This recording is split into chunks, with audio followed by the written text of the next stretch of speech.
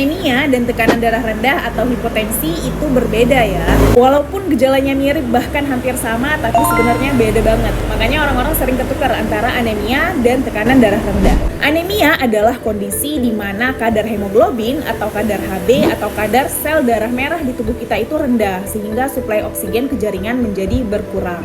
Nah, penyebabnya itu apa? Penyebabnya bisa jadi karena kekurangan zat besi, juga bisa jadi karena kekurangan yang namanya vitamin B12 dan asam folat. Selain itu juga bisa dipengaruhi oleh penyebab lain, misalnya seperti adanya perdarahan ringan, kayak perdarahan di saluran pencernaan atau perdarahan karena adanya menstruasi. Orang yang mengalami anemia biasanya memiliki beberapa gejala kayak lemas, kemudian terlihat pucat, kemudian gampang capek, bahkan ada pada sebagian orang menyebabkan sesak dan juga jantungnya agak sedikit berdebar lebih kencang. Nah, untuk mengetahui kalian mengalami anemia atau enggak, kalian bisa cek yang namanya cek darah atau cek Hb, dan biasanya juga tersedia di fasilitas pelayanan kesehatan kayak rumah sakit, klinik, puskesmas, bahkan sekarang di apotek-apotek juga udah ada. Kalau tekanan darah rendah atau hipotensi, yaitu memang karena tekanan darahnya itu di bawah normal ya, biasanya kurang dari 90/60 mmHg.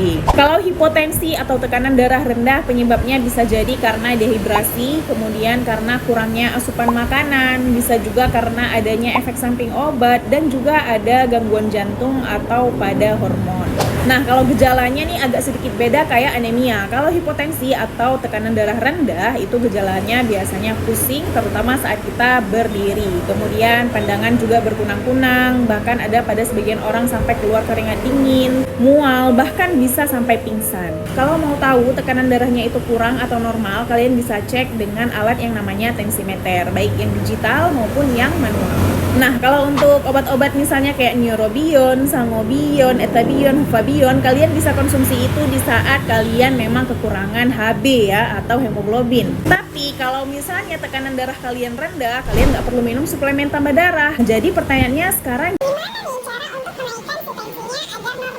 tentunya yang pertama kalian harus banyak minum biar nggak dehidrasi, karena tadi penyebab utamanya itu termasuk salah satunya itu dehidrasi ya. Kemudian waktu makan juga sangat berpengaruh. Bisa juga dengan menambahkan sedikit asupan garam ya, tapi jangan berlebihan, hanya sedikit aja untuk mencapai tensi yang normalnya gitu.